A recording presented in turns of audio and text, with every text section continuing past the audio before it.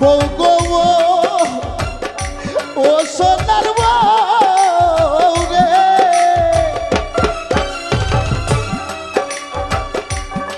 ও তোমার পরিল দাঁত পাকিল চুল, এই তো বিয়ার প্রথম কবুল,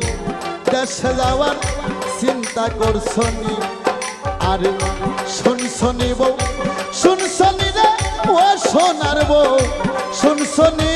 পালকি আইলো নায়র যাইবানি, আর নিতে আইলো নায়র যাইবানি।